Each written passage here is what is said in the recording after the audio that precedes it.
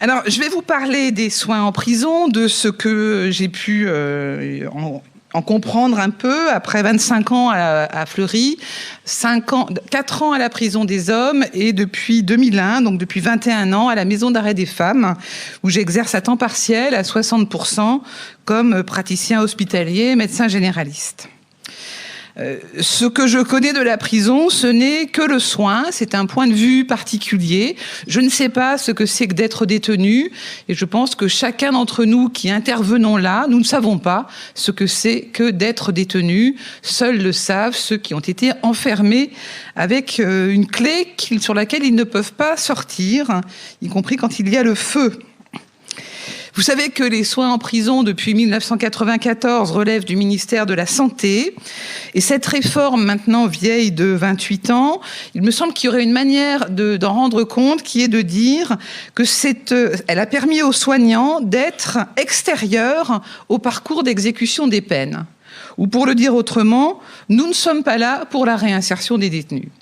Je vais illustrer cela par une petite vignette que je pompe à un collègue psychiatre, Cyril Canetti, qui raconte que si une personne, un monsieur braqueur, est déprimé et rate ses braquages, et que c'est la raison pour laquelle il est incarcéré, son travail de psychiatre, ce sera de soigner sa dépression, et que la réussite du soin, ce sera qu'il réussisse ses braquages ultérieurement. Ça situe un peu l'enjeu du soin. Alors évidemment, c'est une caricature, mais c'est pour donner un peu l'axe dans lequel nous sommes. Alors, l'exercice médical en prison m'a conduit à différentes prises de conscience concernant ce que c'est que soigner les gens et la médecine. J'en citerai 3, 2 rapidement et une un peu plus longuement. J'ai appris en prison ce que je n'avais pas appris dans les livres de médecine et ce que Peggy écrit dans De Jean Coste. Le miséreux est dépossédé de la capacité d'être lui-même. Il est placé sous l'autorité absolue de son corps. Je trouve que c'est très juste et que c'est illustré par le nombre de plaintes que les personnes détenues nous adressent en disant qu'elles vont mal, y compris si nous, parfois, on trouve que c'est pas super grave, le bouton sur le nez qui est là depuis une semaine. N'empêche que le corps est leur unique lieu qui reste finalement. Et donc c'est pour cela qu'un certain nombre de symptômes, qui ne sont pas nécessairement des maladies, sont adressés aux soignants pour être pris en charge. La deuxième prise de conscience concerne l'humanisme, et je vais citer cette fois Pierre Magnard, philosophe, qui écrit « Parce que je suis un homme, rien d'inhumain ne m'est étranger ». Autrement dit, il n'y a pas d'un côté les prédateurs et les monstres et de l'autre côté les autres. Et nous savons bien, nous qui intervenons en prison, je vous y associe parce que je pense que beaucoup d'entre vous êtes rentrés là, nous savons bien que ça peut arriver finalement à tout le monde. Pas forcément dans les mêmes circonstances, mais quand même, nous avons tous croisé en détention des gens qui n'auraient jamais imaginé une seconde s'y retrouver un jour et qui pourtant y sont. Pour autant, et encore une fois, il n'y a pas de prédateurs ou de monstres, il y a des actes inhumains dont la justice aura pour tâche de les juger, mais il n'y a pas d'espèce humaine ou de sous-espèce humaine, comme avaient pu essayer de le décliner les médecins du 19e siècle, quand ils ont commencé à faire de la défense sociale, en examinant les bosses du crâne, pour voir si on était un born killer, un futur délinquant, ou qu'on allait récidiver, etc. La troisième prise de conscience concerne la médecine.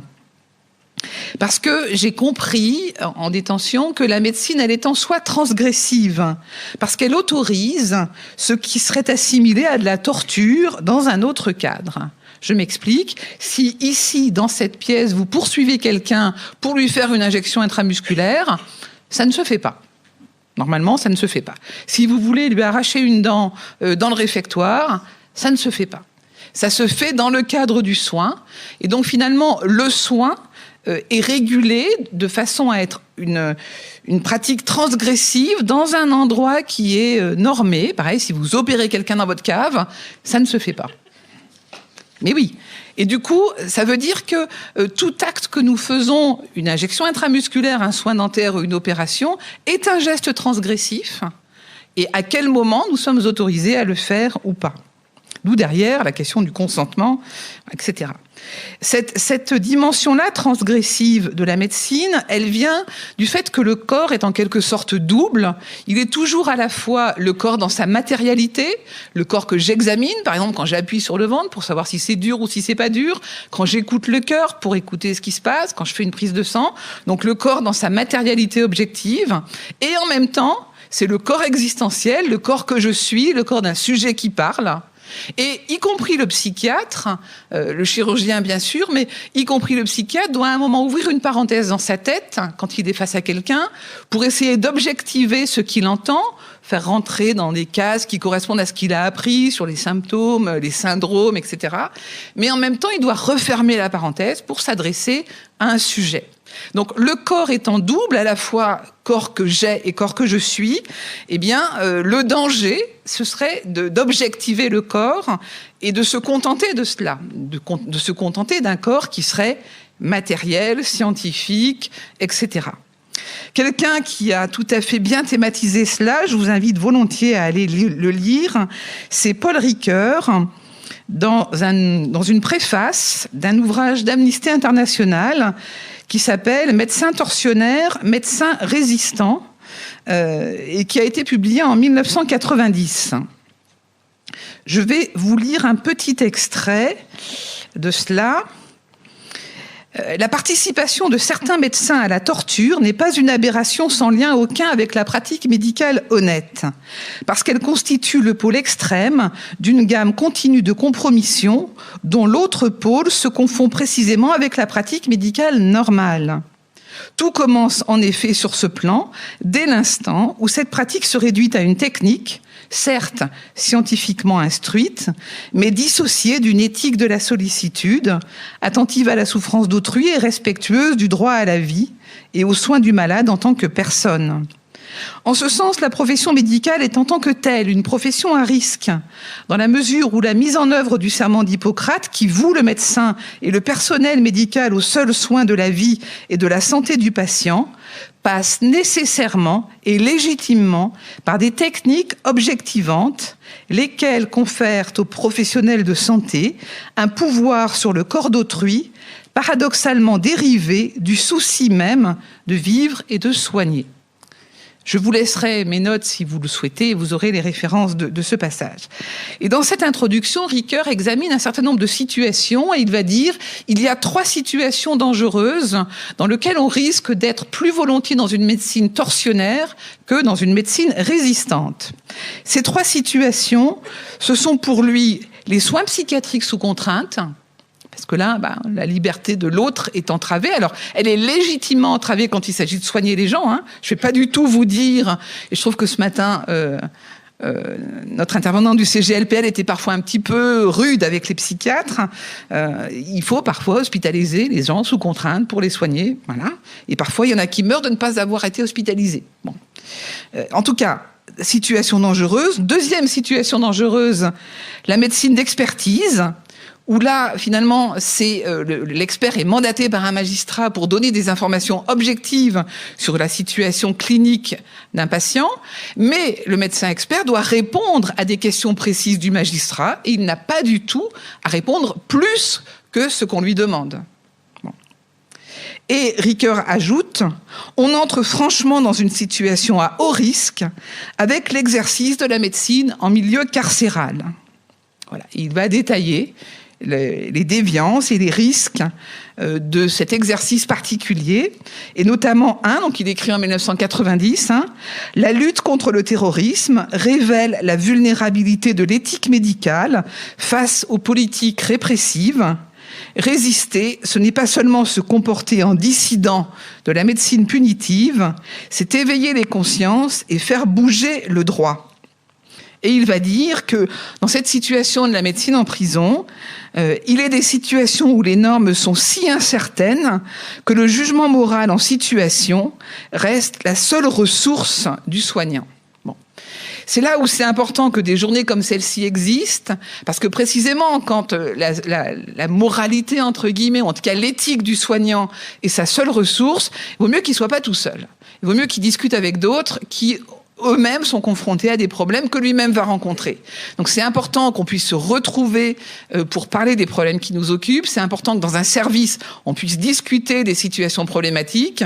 Et c'est comme ça qu'on est fédérés, nous soignants en prison, en réseau associatif avec l'APSEP dont je parlais ce matin, Association des professionnels de santé en milieu pénitentiaire, où on peut discuter avec d'autres et on se rend compte qu'on a des soucis communs et donc on peut apporter des solutions ou en tout cas des questions communes et qu'on peut les porter à nos autorités de tutelle qui parfois n'en ont pas conscience. Alors, illustration. Non, juste avant l'illustration, pardon. Quand on est ensemble comme ça, on peut aussi découvrir qu'on a des ressources, et notamment des ressources dans nos codes de déontologie professionnelle, et notamment dans le code de déontologie médicale, qui est désormais inclus dans le code de la santé publique depuis 2002. Il y a 3 articles, à mon sens, il y en a plus que ça, mais en tout cas, il y a 3 articles qui sont fondamentaux pour notre pratique professionnelle en prison. L'article 4 du code de déontologie sur le secret professionnel des médecins, enfin, le secret professionnel. 2, l'article sur l'indépendance professionnelle, qui est fondamental. Je le cite, « Le médecin ne peut aliéner son indépendance professionnelle sous quelque forme que ce soit. » C'est dans la loi. Et donc, quand une autorité, par exemple pénitentiaire ou judiciaire, me demande quelque chose que je ne veux pas faire, il me force à être hors la loi. Et j'ai le droit de dire, article 5 du Code de déontologie médicale, ou pour faire mieux, article R4121-5 du Code de la santé publique. 3e article, la nécessaire distinction des missions de soins et d'expertise. Le médecin traitant ne peut pas être en même temps médecin expert de son patient. Ça veut dire qu'à chaque fois que des surveillants pénitentiaires me posent une question qui relève de l'expertise, ce n'est pas mon champ de compétence. Est-ce que l'état de santé de Madame Machin est compatible avec le quartier disciplinaire ? Si, dans le quartier disciplinaire, il y a des toilettes à la turque et que Madame Machin a de la jambe dans le plâtre, je peux répondre « L'état de santé de Madame Machin n'est pas compatible avec l'usage de toilettes à la turque ». Mais je ne vais pas répondre sur une sanction pénitentiaire qui relève d'un autre champ de compétences que le mien. Et donc d'essayer toujours de se dire, quelle est la question qui m'est posée? Est-ce que c'est une question médicale? Comment j'y réponds de façon médicale? C'est une gymnastique qu'on doit faire chacun d'entre nous quotidiennement. Et évidemment, et c'est là mon 2e temps, il y a un certain nombre de situations problématiques auxquelles on est confronté et qu'on connaît tous quotidiennement, tous les jours. Je vais vous en citer quelques-unes. On vous appelle pour aller au quartier disciplinaire parce que monsieur machin ne supporte pas la sanction. Qu'est-ce que vous faites? On m'a demandé, moi, une fois à 5h du matin, puisque on a parlé de la continuité des soins ce matin, à Fleury-Mérogis, nous avons l'immense chance, bonheur et privilège d'avoir une garde médicale nocturne. Autant vous dire que on vous la donne, si vous la voulez. On m'a demandé un jour à 5h du matin d'aller voir un monsieur étranger, tout juste libérable, qui était expulsable et qui venait d'avaler des lames de rasoir pour ne pas prendre l'avion. Et donc c'était le gendarme qui me téléphonait pour me dire « Est-ce que son état est compatible avec l'avion ?» Donc là, il est 5h, vous êtes un peu dans le gaz, vous avez quelques rouages qui essayent de se mettre en place, et évidemment, il faut aller voir le patient, évidemment, l'examiner, évidemment. Et puis après, moi, j'ai dit au gendarme, cher monsieur, je ne peux pas répondre à cette question, c'est une question d'expertise. Et donc, si vous voulez une réponse, vous allez à l'UCMJ local. Moi, je ne répondrai pas à ça. Donc, il était fâché. Mais je ne peux pas me prononcer sur une mesure d'expulsion. Je ne sais pas ce qui va se passer dans l'avion. Je ne suis pas Madame Soleil. Enfin, bon. Quand on me demande, c'est arrivé aussi au quartier des femmes, parfois on reçoit des personnes transgenres, et notamment des personnes pas toujours opérées complètement. Et l'administration pénitentiaire, qui quand même a des yeux pour voir, me dit « Monsieur Machin ou Madame Truc, c'est un homme ou une femme ?» Ben, y a plusieurs réponses. Vous faites des fouilles à nu, peut-être vous pouvez répondre à la question. Qu'est-ce qui est marqué sur son état civil? Qu'est-ce qu'il veut? Est-ce qu'il préfère être chez les hommes? Est-ce qu'elle préfère être chez les femmes? Voilà. Enfin, mais c'est pas une question médicale. Donc, il faut leur dire, je réponds pas à ça. Plus compliqué, si on nous demande, est-ce que Madame X ou Monsieur Y est suicidaire? Est-ce qu'il faut le réveiller toutes les 2 heures? Autrement dit, est-ce qu'une surveillance particulière est adaptée? Alors nous, à Fleury, pendant un temps, on a participé à ces commissions dont on parlait ce matin, de prévention du suicide, et puis on a renoncé à y aller, parce qu'en fin de compte, nous servions de caution pour que l'administration mette une surveillance particulière, c'est-à-dire réveille les gens toutes les 2 heures pour être sûr qu'ils dorment. Et donc on s'est dit, non mais là on marche sur la tête. Donc on a fait machine arrière et on a arrêté d'y aller, moyennant quoi le nombre de surveillances particulières a diminué. Comme quoi notre présence provoquait un truc qui était contraire à ce que nous pensions. Et puis tout à fait récemment, j'en reparlerai tout à l'heure si j'y arrive, quand on nous demande de pratiquer une PCR Covid pour Monsieur Z, qui est expulsable, de façon à ce qu'il puisse prendre l'avion, qu'est-ce qu'on répond ?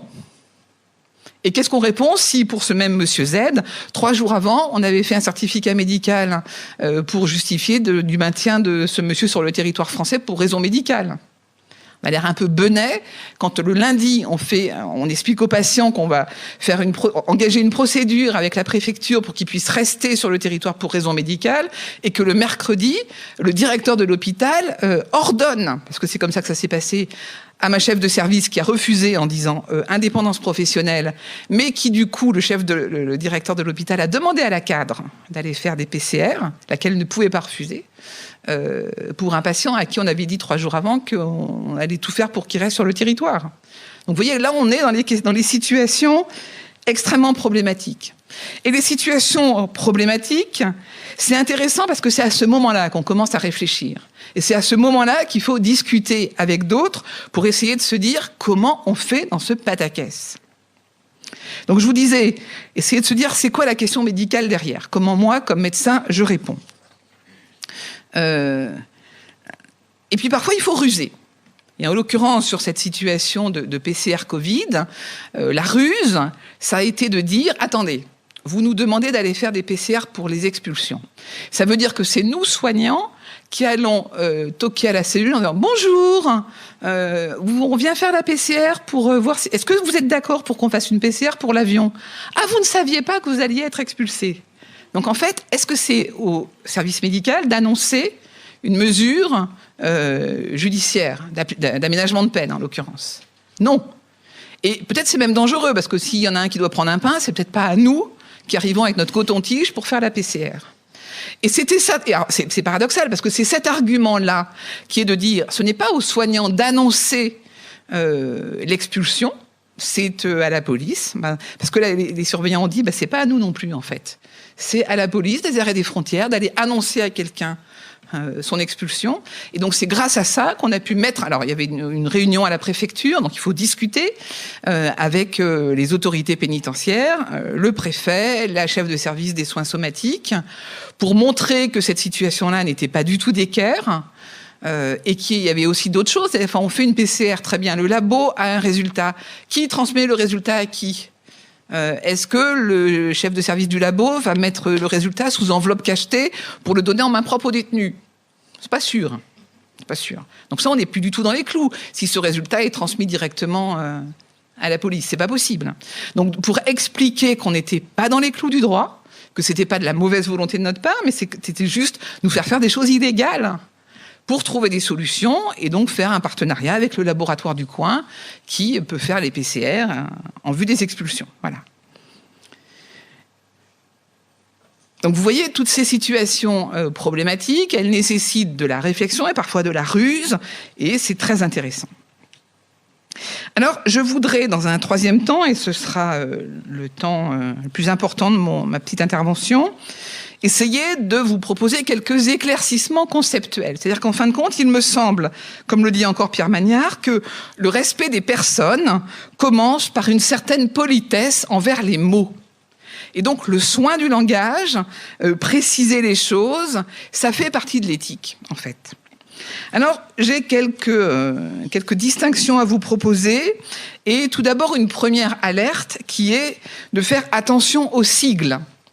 Vous savez que dans nos univers, on va volontiers parler des UXA, du SMPR, du PEP, du DOT, de Genesis et de la PPSMJ.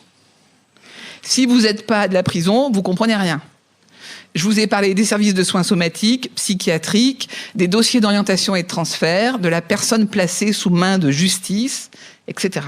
Donc on parle beaucoup par des sigles, et quand on parle par sigles, parfois on oublie ce qu'il y a derrière les sigles. Par exemple, alors ça, si ça vous intéresse, vous pouvez lire évidemment la fin du livre d'Orwell 1984 sur la novlangue. Vous pouvez lire aussi un texte très intéressant de Victor Klemperer qui a écrit LTI, la langue du Troisième Reich, qui montre comment les nazis ont augmenté de façon exponentielle, mais je pense que c'est vrai du stalinisme aussi, les sigles et l'usage des sigles pour oublier le sens des mots et donc pour manipuler le langage. Alors, je vous donne quelques exemples. Tout d'abord, la fameuse CPU. Vous avez dû entendre parler de cette CPU, Commission pluridisciplinaire unique, qui est une instance à laquelle les soignants sont conviés et dans laquelle il y a l'administration pénitentiaire, les conseillers d'insertion et de probation, éventuellement l'éducation nationale, etc., etc. Ce mot est un mensonge, parce que cette commission n'est pas pluridisciplinaire. Une commission pluridisciplinaire, c'est quand autour de la table, au sujet d'un patient, il y a le gynécologue, l'oncologue, éventuellement le psychiatre, qui vont parler du patient. Ce sont des disciplines différentes d'un même métier, dont la finalité est identique, à savoir le soin. Quand on est en prison avec, autour de la table, le conseiller d'insertion de probation, les surveillants pénitentiaires et les soignants, on a des métiers différents qui n'ont pas la même finalité. Donc ce n'est pas une commission pluridisciplinaire, c'est une commission tout ce que vous voulez, plurimétier, pluriprofessionnel, tout ce que vous voulez. Mais c'est pas une commission pluridisciplinaire. Parce que le fait de nommer ça commission pluridisciplinaire nous fait croire que nous travaillons tous finalement au parcours d'exécution des peines. Or, encore une fois, le soignant ne fait pas partie du parcours d'exécution des peines au nom de son indépendance professionnelle. Et c'est le cadre de la loi de 94 qui l'institue. On va vous dire aussi, alors ça c'est du vocabulaire plus courant, qu'on a installé des caméras de vidéoprotection. Alors c'est sûr que ça c'est de la novlangue, c'est-à-dire qu'on ne veut plus dire vidéosurveillance parce que c'est quand même assez moche la surveillance, donc on parle de vidéoprotection. Et vous pouvez repérer comme ça. Hein. Alors il y a aussi un truc assez rigolo sur l'échange d'informations. L'échange d'informations, on nous en fait tout un monde. Partage d'informations, d'ailleurs en ne distinguant pas ces deux termes que je vais distinguer tout à l'heure. Et on va nous dire, alors ça c'est un extrait de l'instruction interministérielle SGDSSI, etc., de juillet 2016. Vous allez recevoir une carte agent justice, est-il dit aux soignants. Déjà, on se dit « Ah !» pour échanger des informations sur Genesis. Genesis, c'est le dispositif informatique pénitentiaire. Donc, pour échanger des informations sur Genesis entre administration pénitentiaire et secteur médical. On se dit « Oh là !» Le tout, je cite, dans le respect du secret médical. Bon, là, c'est de la novlangue. C'est-à-dire, on nous dit en gros que on va être dans une forme de dérogation au secret médical, mais tout ça dans le respect du secret médical. Vous voyez comment bon. Alors, on va nous dire non, mais c'est pas du tout factuel. C'est juste, par exemple, pour échanger les positions des cellules des détenus. Il faut bien que pour donner des médicaments, vous sachiez où les détenus habitent. Donc, on va faire une interface informatique entre le logiciel de la pharmacie et puis le dispositif Genesis. Comme ça, ce sera plus facile pour vous. Et vous voyez comment on nous vend un truc qui n'est pas d'équerre. Autre manière de trahir un peu le langage, UXA. Nous étions, et moi je garde le terme, des unités de consultation et de soins ambulatoires, qui sont devenues des unités sanitaires. Donc aujourd'hui, on parle des USMP, unités sanitaires, médicales et psychiatriques. Tout ça pour nous faire croire que c'est pour intégrer la psychiatrie qui n'était pas intégrée dans le terme UXA. C'est faux.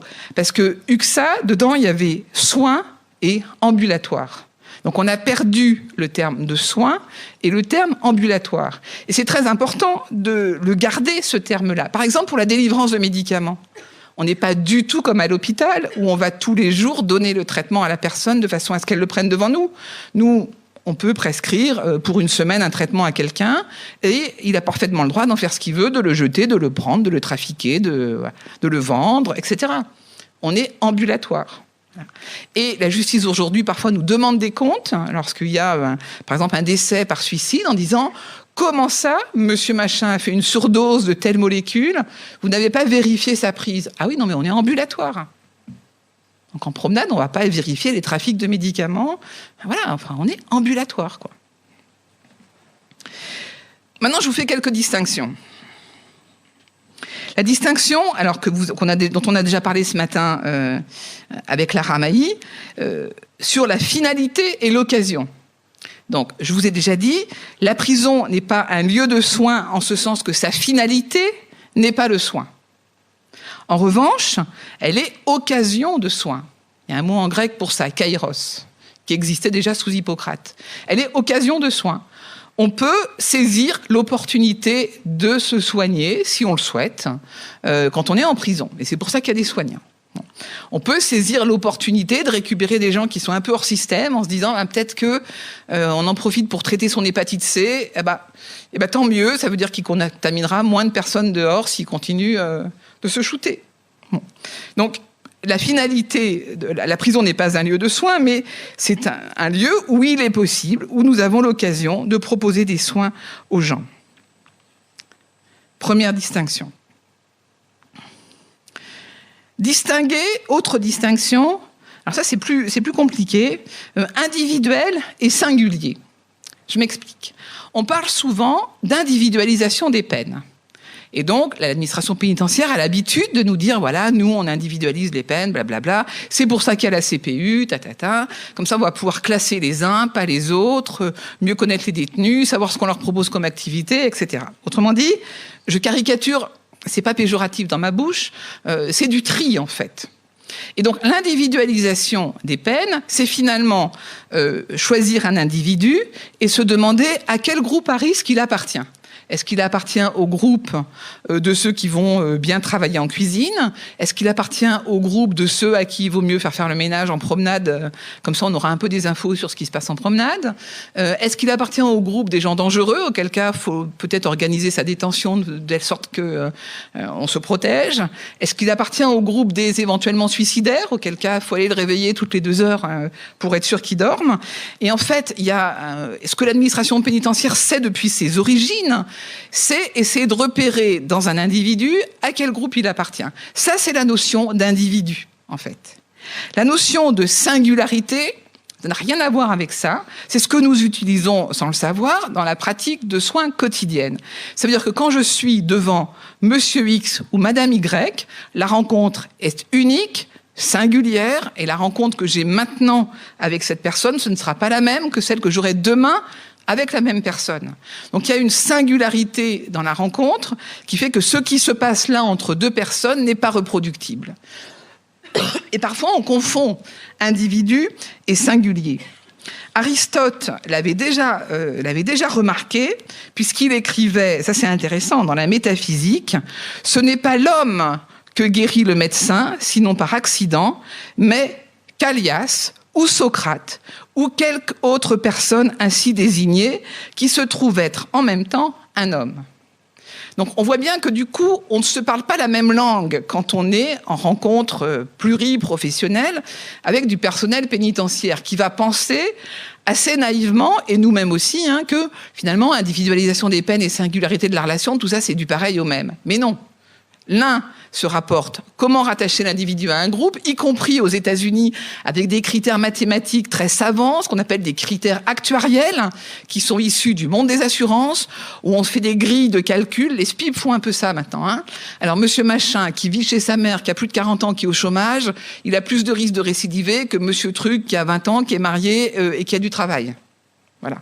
Donc, il y a des critères, on fait des maths avec, et on se dit, ah, on a un score. Donc ça, c'est de l'individualisation des peines. Ensuite, il me semble important de distinguer, je vais passer vite, entre l'animalitas et l'humanitas. Alors, j'explique. Ça, c'est Heidegger qui sort ce concept-là.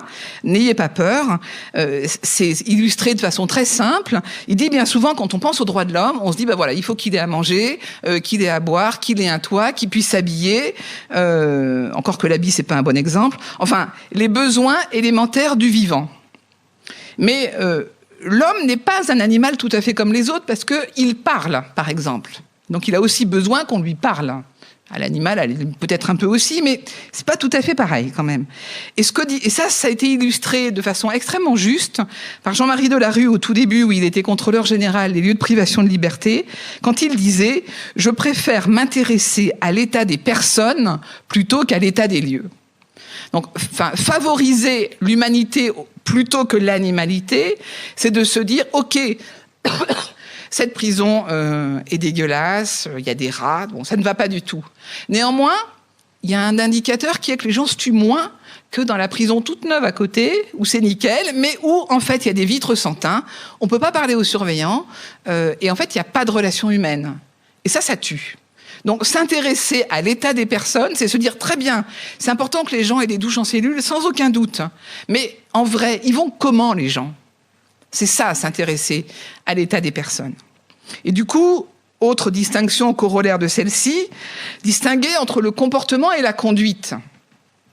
C'est-à-dire que quand on commence à faire des grilles actuarielles de calcul sur le risque de récidive en se disant tel individu, à quel groupe à risque il appartient, eh bien, on s'intéresse au comportement des gens. C'est-à-dire qu'on pense qu'il y a toujours le même effet. Autrement dit, si je vous dis, je sais pas moi, le comportement de cette bouteille d'eau, si je la fais tomber, c'est qu'en général, elle tombe vers le bas. Nécessairement, elle va dans le même sens. Le mouton, nécessairement, il va manger de l'herbe. C'est assez rare qu'il s'attaque à un loup. Bon. Donc, il y a une sorte de nécessité du comportement qui relève de l'animalité, finalement. Le mouton ne peut pas faire autrement que se conduire comme un mouton, alors que l'homme peut ne pas. Et le délinquant peut ne pas récidiver. Et là aussi, on a une distinction entre ce qu'est un animal et un être humain doué de parole et de raison. Et pouvoir ne pas, c'est instiller quelque chose qui est contraire au destin, c'est remettre la possibilité de la nouveauté. Ça veut dire que, concrètement, dans la vie la plus ordinaire, il faut que nous soyons capables de croire que celui qui est en face de nous peut ne pas. Le toxicomane qui est venu pour la 12e fois passer 3 mois dans notre prison préférée, eh bien, peut-être que quand il dit qu'il en a marre, c'est vrai. Et qu'il faut déclencher l'assistance sociale, je sais pas quoi, moi, un centre d'hébergement extérieur, pour que cette fois, ce soit vrai qu'il ne revienne pas. Et il faut que nous ayons une forme d'assesse pour que, quoi que nous en pensions, nous croyons que c'est vrai qu'il peut ne pas. Alors j'en arrive à ce qui sera le cœur de la table ronde, je suppose, qui est la distinction entre partage d'informations et échange d'informations. Ça peut paraître comme ça, vu de loin, un petit peu subtil. Si vous voyez pas la différence, je vous propose comme image d'essayer de réfléchir à échange de seringues et partage de seringues. C'est pas exactement pareil, en fait. Donc, l'échange d'informations, c'est moi j'ai besoin de savoir dans ma prison où habitent les détenus, dans quelles cellules ils sont. J'ai besoin de connaître leur identité et j'ai besoin de connaître leur date de naissance. Et c'est grosso modo tout. J'ai besoin éventuellement de connaître s'ils vont chez le juge le 23 juin parce que j'éviterais de mettre un rendez-vous en même temps. Bon. Mais c'est tout. J'ai besoin de peu d'informations. Et l'administration pénitentiaire, elle a besoin en vrai de peu d'informations. Elle a besoin de savoir quel jour monsieur X ou madame Y va à l'hôpital, si c'est pour être hospitalisé ou si c'est une consultation, est-ce qu'il faut aller le chercher ou est-ce qu'il va rester ? Et c'est à peu près tout. Donc là, on est dans l'échange d'informations. Le partage d'informations, c'est tout à fait autre chose. Ce serait permettre à des personnels qui ne font pas... le partage d'informations, c'est permettre d'avoir accès au dossier médical et donc à la totalité des informations contenues dans ce dossier médical, qu'il soit sous forme papier ou sous forme dématérialisée. Et ce partage d'informations est subordonné au consentement de la personne détenue. Alors, il y a eu une loi qui nous a beaucoup ennuyés, qui est la loi de santé de 2016, de janvier 2016, qui a transformé l'article L 1110-4 du Code de santé publique en transformant l'expression professionnel de santé par professionnel du secteur médico-social. Et donc, il y a quelques SPIP qui ont dit « Ah bah désormais, nous, on peut avoir accès au dossier médical ». Ah ben non, parce que vous ne faites pas partie de l'équipe de soins. Et donc, y compris le psychologue des services d'insertion et de probation ne fait pas partie de l'équipe de soins. Donc, il n'a pas accès au dossier médical. Donc ça, il faut aussi avoir les idées très claires pour dire « Ah non, non, non, non, non, non, non. L'assistante sociale, oui, elle a accès au dossier médical, c'est dans le décret d'application, mais le psychologue des services d'insertion et de probation, non. » Et vous voyez que du coup, on en revient toujours, à mon avis, c'est ça qu'il faut graver dans le marbre, hein, à la fonction du soignant en prison qui n'est pas là pour participer au parcours d'exécution des peines. Il est là pour soigner les gens, point. Autrement dit, le boulot de soignant en prison, c'est un travail, tout ce qu'il y a de plus ordinaire. On a appris en médecine, à l'école d'infirmier, en école de kiné, à soigner les gens. On fait ça dans un endroit qui n'est pas ordinaire, qui est la prison. Mais c'est notre travail ordinaire, et c'est tout. Bon. Alors, ça va, le gardien des pendules? J'ai perdu la gardienne des pendules. Ça va? Encore un quart d'heure, mais c'est luxueux. Luxueux, luxueux, luxueux. Alors, je voudrais faire une petite note de rien du tout et m'attarder un peu sur le secret médical pour conclure. Petite note de rien du tout, soyons vigilants sur le développement de filières spécifiques. Je m'explique. La loi de 94 a fait rentrer le droit commun pour que les détenus soient soignés autant qu'il est possible, de la même manière, dans la prison et à l'extérieur. Or, on se rend compte que parfois, c'est compliqué d'hospitaliser nos patients, que ce soit à l'hôpital général, que ce soit à l'hôpital psychiatrique. Et donc, on a, au fur et à mesure, construit des dispositifs de soins, donc de type 1, de type 2, de type 3, vous savez ça par cœur. Donc, le type 2, c'est l'hôpital de jour, et le type 3, c'est l'hospitalisation complète. En UHSI, unité d'hospitalisation et de soins intensifs, je sais plus, pour les soins somatiques, et UHSA, unité d'hospitalisation spécialement aménagée pour la psychiatrie. Du coup, on reconstruit des filières spécifiques qui ne sont pas les filières du droit commun. Alors on se dit, bon an, mal an, soyons pragmatiques, au bout du compte, ça permet que nos patients soient soignés, et peut-être que c'est pas si mal, après tout, bon. Mais récemment, on nous interroge parfois sur des questions. Là, il y a 15 jours, hein, notre association est sollicitée par la RS Île-de-France, je crois, en nous disant qu'est-ce que vous en pensez si on faisait de l'HAD, de l'hospitalisation à domicile, en prison? Alors beaucoup de mal, parce qu'en fait c'est un moyen de contourner la possibilité d'aménagement de peine pour raison médicale, de libération, de suspension de peine pour raison médicale, et c'est une manière de maintenir les gens encore plus en détention. Ou alors on nous dit, qu'est-ce que vous en pensez si vous deveniez en même temps médecin, qui examine les gens pour le handicap, quoi. En gros, médecin expert MDPH, quoi. Alors non, parce qu'en fait on n'est pas formé pour, donc nous c'est le soin en fait. Et puis, qu'est-ce que vous en pensez si vous pouviez faire médecin du travail aussi pour les détenus, pour voir si c'est compatible, le travail en cuisine, tout ça? Alors non, non, non, parce que médecin du travail, c'est un métier et c'est pas le nôtre. Donc vous voyez comment, en fait, il faut toujours être un peu vigilant, parce que c'est tellement facile, on est sur place. C'est comme pour les tests Covid. Le directeur de l'hôpital, il nous dit, mais attendez, vous êtes sur place. Pourquoi vous voulez pas faire cette PCR pour que le monsieur soit expulsé? C'est quand même pas compliqué, c'est plus facile. Oui, mais on n'est pas dans les clous. Donc il faut absolument, et sans doute plus qu'ailleurs, et c'est ça le sens, à mon sens, de la réflexion de Paul Ricoeur, il faut absolument se dire quel est mon précaré, et je n'en déborde pas. J'en déborde pas. Je mords peut-être, mais j'en déborde pas. Alors, donc, en conclusion, ces 3 articles du Code de déontologie qui sont protecteurs, donc je vous ai dit, il y a l'indépendance professionnelle. Ne pas aliéner son indépendance professionnelle sous quelque forme que ce soit. Ça rigole pas, hein, sous quelque forme que ce soit. Ça veut dire tenter autant qu'il est possible de pas trop se faire instrumentaliser et par les autres, et par les détenus, et par les magistrats, et par les surveillants, et par les avocats, et par nous-mêmes aussi. On peut des fois se laisser aller. Donc, la différence entre médecin expert et médecin traitant. Nul ne peut être à la fois médecin expert et médecin traitant du même malade. Ça, c'est net. Et puis, ce fameux secret professionnel. Alors, je voudrais quand même vous en dire quelques mots. Parce on connaît mal le contour du secret professionnel des médecins. L'article 4 du Code de déontologie, qui est extrêmement clair, précise que le secret professionnel est institué dans l'intérêt des patients et qu'il s'impose à tout médecin dans les conditions établies par la loi.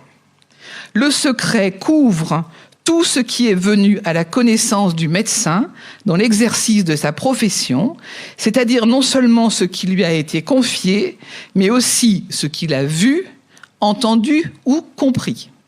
Et un ami psychiatre ajoute, y compris ce qu'on a compris de travers. Donc vous voyez que c'est quand même beaucoup plus vaste que ce qu'on imagine. C'est-à-dire que la personne, avec je ne me suis pas étendue là-dessus, mais il y a un dispositif informatique pénitentiaire qui s'appelle Genesis, dans lequel les surveillants vont inscrire les noms des patients qui vont venir à l'unité sanitaire. Et dans un certain nombre d'endroits, il y a marqué avec quel médecin ils ont rendez-vous. Bon. Alors il y a des endroits où les collègues ont contourné le truc en mettant les numéros de salle. Donc le détenu, il a rendez-vous avec médecin 1, médecin 2, médecin 3, médecin 4, très bien. Et puis, il y a des endroits où, finalement, le vendredi après-midi, médecin 1, c'est le psychiatre. Donc, de toute façon, tout le monde sait que s'il a rendez-vous médical vendredi après-midi, c'est le psychiatre. Et déjà, ça, c'est une entorse au secret médical. Le simple fait de savoir que madame Machin a rendez-vous avec le psychiatre. Donc, à nous aussi d'essayer à chaque fois qu'on peut d'imaginer comment faire pour résister autant qu'il est possible et pour protéger nos patients. Parce qu'il y a des magistrats ou des conseillers d'insertion et de probation qui vont aller sur Genesis et qui vont compter le nombre de fois qu'un tel a vu le psychologue ou le nombre de fois qu'un tel a vu le psychiatre. Et ça va orienter leur jugement pour des aménagements de peine. Le secret médical n'est donc pas seulement le diagnostic, mais tout ce que l'on a été amené à écouter, entendre, voir. C'est pourquoi il me semble qu'une des meilleures façons de ne pas voir des choses qui ne nous regardent pas, c'est de ne pas les demander. À titre perso, et je pense que beaucoup d'entre mes collègues font pareil, je ne demande jamais aux gens pourquoi ils sont incarcérés. J'estime que ça relève du secret médical. Je n'ai pas à le savoir. Si les gens me l'expliquent, fort bien, mais je n'ai pas à le savoir. J'ai à savoir combien de temps les gens vont rester là, ça m'intéresse. S'ils restent 1 mois ou 1 an, c'est pas exactement pareil, mais je n'ai pas à connaître le motif de l'incarcération. Alors, en 2008, il y a eu une loi sur la rétention de sûreté qui a posé comme un coin supplémentaire dans le secret médical avec l'article L6141-5 du Code de la santé publique concernant les risques pour la sécurité des personnels et qui dispose ceci. Dès lors qu'il existe un risque sérieux pour la sécurité des personnes au sein des établissements mentionnés au premier alinéa du présent article, les personnels soignants intervenant au sein de ces établissements et ayant connaissance de ce risque sont tenus de le signaler dans les plus brefs délais au directeur de l'établissement en lui transmettant, dans le respect des dispositions relatives au secret médical, les informations utiles à la mise en œuvre des mesures de protection. Les mêmes obligations sont applicables au personnel soignant intervenant au sein des établissements pénitentiaires. Donc là, on se dit, oh là, c'est quoi ce truc ? Concrètement, ça veut dire que si, en consultation, il y a madame Machin qui m'explique qu'elle ne peut plus supporter sa codétenue, qu'elle a préparé une corde pour la trucider dans la nuit, j'ai le devoir d'en alerter l'administration pénitentiaire. Je pense que je n'avais pas besoin de l'article de loi pour aller les avertir.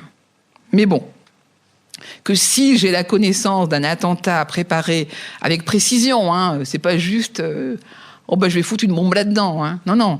Enfin, si j'ai la connaissance d'un truc dangereux, si j'ai la connaissance d'un truc dangereux, je vais alerter l'autorité pénitentiaire. Ça ne me paraît pas insensé de faire ça. Je trouve que c'est surprenant que ce soit écrit, mais très bien. Ce qui est plus étonnant, c'est que lors d'une réunion avec l'APSEP et puis le ministère de la Santé en 2014, on avait rencontré la juriste du ministère de la Santé qui nous avait expliqué qu'à partir de cet article, elle pouvait dire que le secret médical était aménagé en prison. Ça, c'est faux. Le secret médical n'est pas aménagé en prison. Il est exactement pareil que dehors. Voilà. Et je pense que dehors, si vous avez au cabinet connaissance de quelqu'un qui a toutes les bonnes raisons de préparer un attentat et qui vous explique comment et pourquoi et où, eh ben sans doute vous irez aussi voir, je sais pas qui, moi, le maire ou les flics, enfin quelque chose, quoi.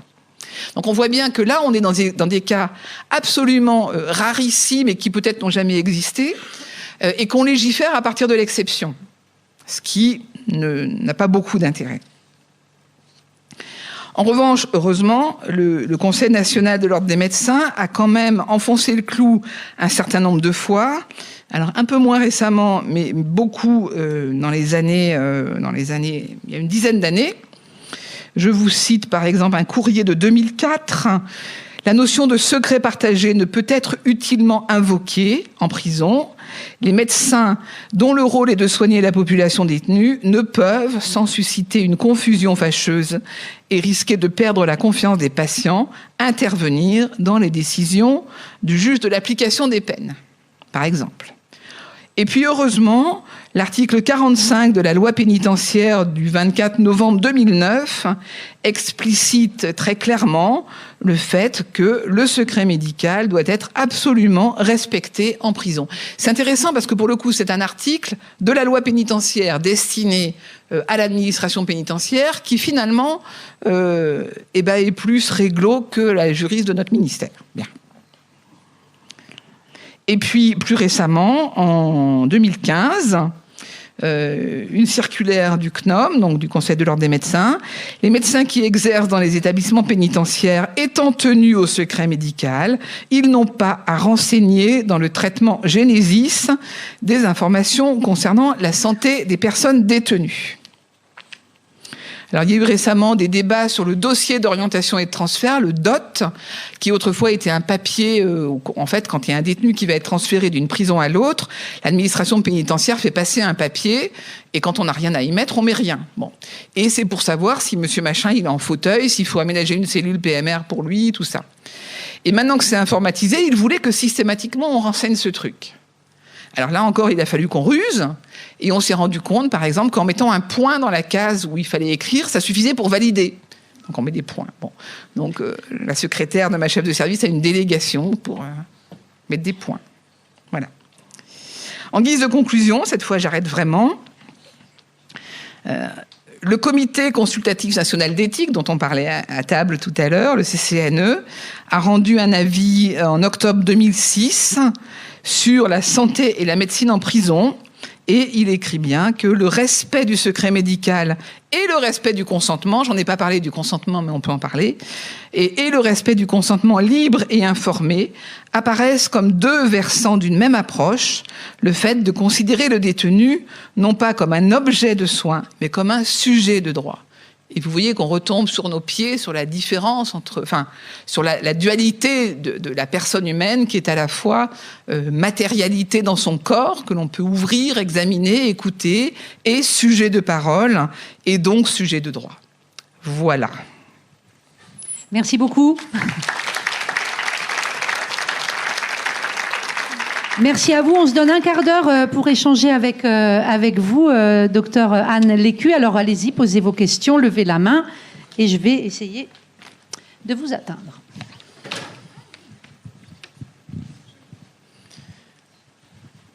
Oui, bonjour. Je reviens sur le dispositif Génésis dont vous parliez, parce que j'ai du mal à voir du coup, comment s'organise la protection du secret médical par ce dispositif, parce que de ce que j'ai noté, si j'ai bien compris, vous me dites si je me suis trompée, c'est une interface, c'est un dispositif qui met en interface le logiciel de la pharmacie, des cellules, pour savoir quand un détenu a besoin d'un médicament, où est-ce qu'il faut le donner.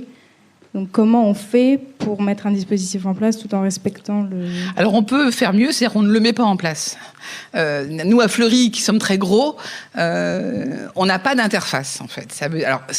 On a d'autres contraintes, ça veut dire qu'il faut que les préparateurs en pharmacie reportent sur une feuille, ils ont une feuille papier avec les numéros de cellules des détenus et ils reportent à la main dans le logiciel pharmaceutique les cellules des détenus. Donc c'est une autre contrainte. En même temps, ça prend, je sais pas, il y a peut-être 10 changements de cellules le matin. Ça prend pas non plus un temps excessif, hein, mais c'est un choix qu'on a fait de ne pas avoir d'interface informatique. Bon, voilà. Donc on peut le refuser, en fait.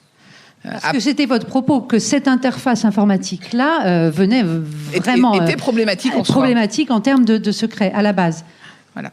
Vous avez un droit de suite, comme on dit. Vous pouvez reformuler, continuer. Oui, mais du coup, par exemple, quand un médecin vient consulter un détenu et qu'il se rend compte qu'il a besoin de tels médicaments très précis, il va falloir revenir à la prison pour donner le médicament. Non, alors c'est peut-être que vous n'avez pas l'habitude de comment ça marche, en fait. Non, je sais pas. La pharmacie, elle est dans le lieu de soins. Donc, en fait, moi, je vois quelqu'un, je prescris, je lui donne une ordonnance, il va dans la pharmacie, il reçoit son traitement. Et si on est hors horaire d'ouverture, moi quand je fais des gardes, enfin j'en fais moins maintenant, voire plus du tout, mais quand je faisais des gardes, j'ai la clé de la pharmacie, j'ouvre et je délivre le traitement. Donc en fin de compte, les traitements en détention sont montés par les préparateurs en pharmacie et les infirmiers selon un rythme qui est à déterminer par le prescripteur. Et donc moi je peux dire que le médicament doit être donné tous les jours. Ce qui est assez rare en fait, ou 2 fois par semaine. Donc il y a des pochettes nominatives qui sont délivrées en détention que les préparateurs montent, donner de la main à la personne détenue, ou bien toutes les semaines. Voilà, c'est comme ça que ça marche. Donc du coup, il n'y a pas d'interface pénitentiaire dans la délivrance du traitement, contrairement à il y a plus de 25 ans, donc avant 94, où il y avait le système de fioles, où les médicaments étaient tous mis dans la même petite bouteille avec de l'eau, et c'était les surveillants qui donnaient la fiole. Donc ça, on est dans un autre monde, hein, on est passé à un autre monde. Mais sur Genesis, je vais quand même vous citer le décret de 2011, le décret d'application qui explique qu'est-ce qu'on peut mettre dans ce logiciel, et notamment qu'est-ce que peuvent mettre les surveillants, par exemple. Et vous allez voir, c'est assez sidérant. D'abord, ils peuvent mettre les conclusions de la commission pluridisciplinaire unique. C'est aussi pour ça que je pense qu'il ne faut pas participer à ces commissions pluridisciplinaires uniques quand on est soignant. Parce que la parole qu'on va avoir dans ces réunions va être réécrite dans le dispositif par des agents pénitentiaires. Il va y avoir... alors, ils ont prévu qu'il y ait des cases, ils sont mignons, hein, antécédents de placement en psychiatrie, antécédents d'hospitalisation en psychiatrie, nécessite un suivi somatique, suivi psychiatrique ou psychologique antérieur, régime alimentaire, automutilation, addiction. Il est prévu aussi des données en rapport avec le risque suicidaire. Facteurs familiaux, socio-économiques, deuil récent, rupture conjugale, maltraitance parentale, négligence, victime d'abus physico-sexuels. Antécédents de tentative de suicide, antécédents familiaux de suicide ou de tentative de suicide, addiction, handicap, comportement, je cite, semble manifestement délirant, mais pourquoi pas, en état de choc, dépressif, anxieux, triste, agressif. Donc vous imaginez que ça, c'est le décret d'application du dispositif Genesis. À quel moment on écrit ça dans un décret d'application pour le personnel de surveillance, quoi. On prend une autre question. N'hésitez pas à dire, comme je disais ce matin, d'où vous parlez. Donc Sarah, je suis psychologue à la maison d'arrêt de La Roche-sur-Yon. C'était pas une question, c'est juste un peu une réflexion. Enfin, je vous ai trouvé un peu radical dans certains de vos propos, et notamment effectivement pour la participation à la CPU, Commission pluridisciplinaire unique. Pour ma part et mes collègues qui sont présents autour de moi, nous participons à la CPU. Alors je suis d'accord pour dire que c'est pas un lieu de soins, hein. Il y a des lieux pour ça. Donc, nous, on fait des réunions cliniques entre soignants. Mais en même temps, je reprends votre propos là, quand vous parliez d'échange d'informations ou de partage d'informations. C'est un lieu d'échange d'informations. Alors ça, si vous voulez, c'est un vrai débat. Hein. C'est un débat entre nous, dans nos associations respectives. Mais clairement, vous trahissez le secret professionnel médical si vous participez là, parce que vous allez apprendre des choses que vous n'avez pas à savoir. Oui, oui, mais en même temps, on est dans de l'échange, on n'est pas dans du partage clinique, et en même temps, ça facilite aussi les ça dépend liens ce qu'on appelle, avec l'administration pénitentiaire et puis avec nos collègues aussi. C'est votre choix, mais c'est vrai que je suis radicale, mais je ne suis pas la seule à l'être. Enfin, c'est vraiment l'attitude de notre association professionnelle, c'est celle de nos collègues psychiatres, c'est celle qu'on défend au ministère, c'est celle qu'on défend auprès des députés, et je pense qu'elle est argumentée. Mais moi, je suis un peu une terroriste du secret, donc je suis radicale. Hein. On me l'a déjà dit, donc c'est pas grave, ça. Après, c'est vraiment ma pratique à moi aussi, là, du coup, en tant que personne, de psychologue en XAPA, où effectivement, on essaie de ne pas être dans le tout ou rien. Voilà. Je pense que ce sont des thèmes sur lesquels on va revenir dans la table ronde là dans quelques instants. Alors, monsieur. Donc Philippe, visiteur à la maison d'arrêt de Nantes. Voilà, moi, ma question est au sujet de la continuité des soins. Est-ce que vous pouvez éventuellement influencer les JAP, les juges d'application des peines? Et si je vous pose la question, c'est parce que nous sommes amenés à accompagner des personnes, parce que les CPIP qui font bien leur travail essaient de trouver quelqu'un quand la personne est déficiente et ne pourra pas s'organiser toute seule. Je l'ai fait plusieurs fois. Je me suis retrouvé, par exemple, dans des situations où la personne qui sort se retrouve avec un nombre de médicaments important. Je n'ai pas la compétence d'évaluer, et puis je n'ai pas à le faire. Mais je trouve ça un peu scandaleux de libérer quelqu'un un samedi, la veille de Pâques, par exemple, quand on sait qu'il sera pris en charge médicalement 3 jours après. L'idéal, ce serait un travail, je suis peut-être utopique et je rêve, mais l'idéal serait un travail entre le juge d'application des peines et qui vous demande votre avis et qui a une continuité dans les soins. Alors, je pense que vous avez beaucoup de chance. Le monsieur que vous avez accompagné a beaucoup de chance. Il a un rendez-vous 3 jours après et qu'il a du traitement pour 3 jours. C'est quelqu'un de chanceux. Nous, parfois, c'est 6 mois avant d'avoir un rendez-vous à l'extérieur quand les gens sortent. La réalité des CMP, c'est celle-là. Donc, si vous voulez... je ne crois pas que ce soit le juge de l'application des peines qui soit mis en cause dans cette histoire. Mais je vais répondre à 2 niveaux à votre question. Le juge, il met un quantum, il accorde une libération conditionnelle, mettons. C'est pas lui qui va faire les calculs de jour, c'est le greffe qui va faire le calcul de jour. Et si ça tombe un dimanche, et ben la personne sort le samedi. Et voilà. Et nous, on a bien de la chance si on est au courant. Et le détenu a bien de la chance si on peut lui donner 3 jours de traitement. Parce que parfois, on ne sait même pas ça qu'il sort. Donc oui, il y a un bug énorme sur la préparation à la sortie. Donc à chaque fois qu'on peut l'anticiper sur des gros patients qui ont des maladies chroniques, on leur met des médicaments à la fouille d'avance, on essaye de leur prendre des rendez-vous à l'avance. Mais ce patient dont vous parlez, qui sort avec 3 jours de médicaments, je trouve que c'est très raisonnable. C'est vraiment très bien. C'est le mieux qu'on puisse faire. Une autre question ici tout en haut. Merci. Dominique Rimbourg, j'ai été avocat très longtemps. Et nous nous connaissons, par ailleurs. Et je comprends votre radicalité. Parfois, elle me semble un petit peu excessive. Et il y a un endroit où ça coince. C'est quand la protection du secret se retourne contre l'intéressé. Un exemple. Un détenu me demande de faire une requête afin de grâce médicale. Je voyais bien qu'il n'était pas en très bonne santé, mais il ne faut pas les faire à la légère parce que il faut que ça soit bien documenté pour, entre guillemets, excusez-moi du terme, pour marquer le but. Sinon, après, on lasse et on risque de ne plus être pris au sérieux. Donc, je fais un mot au directeur du SMPR en lui disant « Est-ce que je peux avoir un entretien avec vous pour mesurer les chances ?» Je ne lui demandais pas un diagnostic, je lui demandais simplement de me dire il y a une chance ou il n'y a pas de chance. Alors il m'a retourné, je me doutais bien de sa réponse, mais il m'a retourné une lettre en disant qu'il n'avait pas à me répondre et que ce que à la fois je peux comprendre, mais à la limite, comme je savais que le détenu allait insister, que j'allais être obligé de déposer la requête, ça se retourne contre le patient. Et là, la protection du secret, cette protection absolue, va plutôt à l'encontre des intérêts du patient. Alors, je vais vous répondre de façon très précise avec un exemple récent. La loi de 2002, quand même, nous permet de contourner cet obstacle qui est tout à fait juste, hein, parce que le patient qui nous demande un compte-rendu sur son état de santé, le secret n'est pas opposable au patient. Donc moi, si un patient me dit « moi, je veux un certificat médical détaillé de mon état de santé », je le lui fais. Là, j'ai un exemple qui date de cette semaine. J'ai une dame que je vois très souvent depuis 20 ans, qui vient passer 3 mois en prison. Bref, cette dame, on lui découvre un cancer. Visiblement moche. Elle me dit je veux absolument être libérée, faites quelque chose, je veux pas rester là, machin.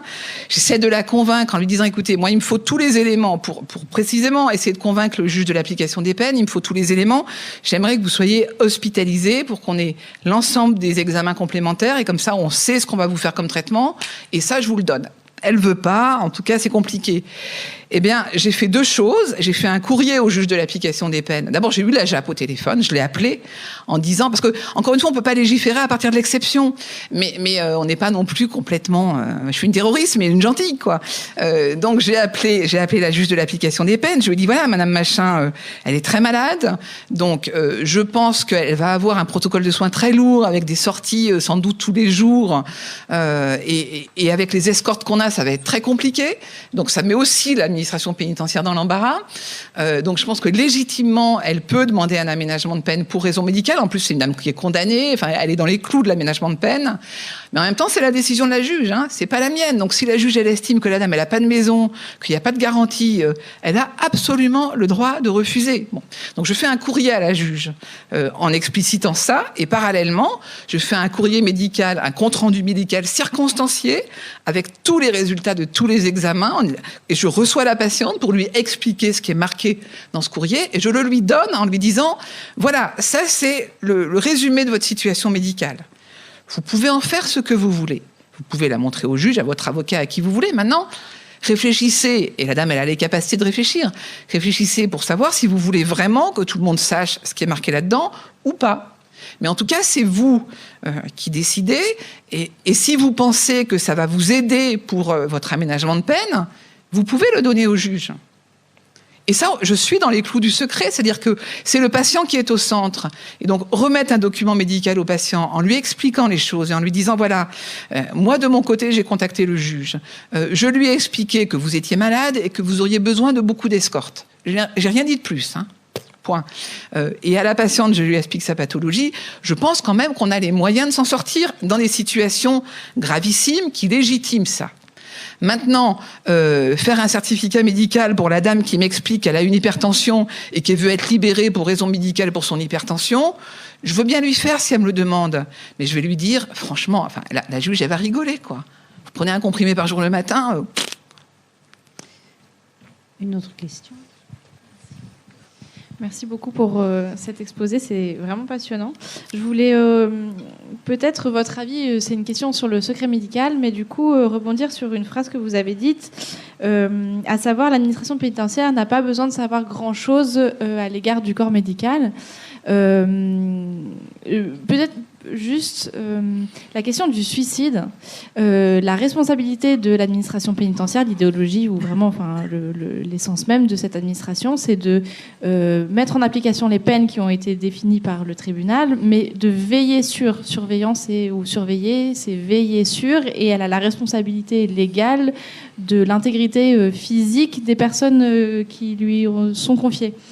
Et donc ma question, c'est quel est votre regard sur ça ? Parce que qui mieux qu'un personnel soignant pour évaluer le risque de passage à l'acte suicidaire ? Alors, plein de gens, mieux que le personnel soignant, et notamment les surveillants d'aile qui voient les détenus tous les jours, savent beaucoup mieux, bien souvent, que le personnel soignant, comment vont les détenus. Mais ils n'ont pas... Alors, oui, bien sûr, et c'est ceux qui les voient le plus, mais du coup, la question, c'est ils ne se sentent pas compétents autant que le personnel médical. Et comment on fait quand on détecte un risque suicidaire imminent ? Alors, oui, alors, ça c'est facile. Quand on détecte un risque suicidaire imminent, on hospitalise les gens. Ça, c'est pas très compliqué. C'est plus compliqué quand on habite la Creuse et que l'hôpital de proximité est à 60 km. C'est évident qu'à Fleury-Mérogis, moi, quelqu'un qui m'explique qui va se tuer, je l'envoie à l'hôpital. Je me fais engueuler par le psychiatre de l'hôpital, mais c'est pas grave, il part à l'hôpital. Ça, c'est simple, d'une certaine manière. Bon. Ce qui est compliqué, c'est la personne qui nous dit qu'elle a des idées noires, qu'elle n'est pas bien. Bon, je la fais voir au psychiatre et on discute entre nous et on voit ce qu'on peut mettre autour comme dispositif de soins. Au besoin, on peut dire, on peut donner, enfin, ça dépend des relations qu'on a, parce que c'est vraiment très personne dépendant. On peut glisser un mot au chef de détention en disant, Madame Machin, quand même, elle travaille pas. Ce serait peut-être bien qu'elle puisse travailler. Mais moi, je veux pas me mêler des affaires de la pénitentiaire parce que je veux pas qu'ils se mêlent de mes affaires, donc c'est assez rare. Mais ça peut arriver qu'on glisse un truc comme ça quand on a quelqu'un en qui on a confiance et qui pige les choses. Après ça, le suicide est-il une question médicale ? Est-ce que c'est nécessairement les soignants qui doivent affronter la douleur existentielle liée au fait que les gens voient plus leurs proches, peuvent pas téléphoner, voient pas leurs enfants, sont à l'isolement, voilà. Pourquoi ça doit être les soignants qui doivent porter cette charge? Je pense que dans la santé mentale, ce ne sont pas aux psychiatres de porter toute la charge de la santé mentale. C'est pas aux soignants de porter toute la charge de la santé en prison. Il y a aussi pouvoir se promener, pouvoir voir la lumière du jour, pouvoir voir ses enfants, pouvoir téléphoner, pouvoir écrire, voilà. Et ça, ce n'est pas strictement médical. C'est la santé au sens large. Et du coup, je pense que tout le monde est engagé. Alors là où on peut discuter avec l'administration pénitentiaire, c'est quand on discute des dispositifs, en fait, sans parler des personnes nominativement. En se disant, voilà, comment on fait pour diminuer le taux de suicidologie au quartier disciplinaire. Donc là, on sait que le quartier disciplinaire, c'est un lieu à risque. Alors, à Fleury, il y a une réflexion qui a été menée, et finalement qui a été menée par l'administration pénitentiaire sans nous, comme quoi ils peuvent tout à fait le faire. Et ils ont décidé de façon volontariste de prononcer des peines de confinement en cellule avant d'en arriver à des peines de quartier disciplinaire, par exemple. C'est une décision pénitentiaire qui participe à la diminution du suicide. Et c'est pas médical. Maintenant, quelqu'un dont on pense... moi, je pense qu'il faut être un peu binaire, c'est-à-dire que quelqu'un dont on pense que le risque de suicide est cliniquement présent, il faut l'hospitaliser. Et maintenant, si on nous demande quelles sont les personnes à risque de suicide, ben moi, s'il y a 202 personnes dans ma prison, je réponds il y a 202 personnes qui sont à risque de suicide. Voilà. Merci beaucoup pour Anne Lécu. Merci encore pour votre intervention, pour cet échange avec le public.